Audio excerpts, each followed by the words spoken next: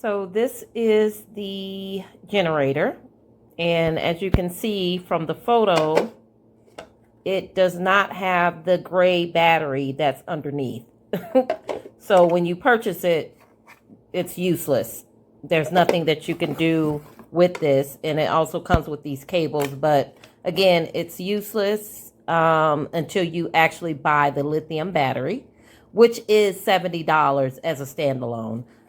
This was, quite deceptive. I thought I would be able to use this, but I can't.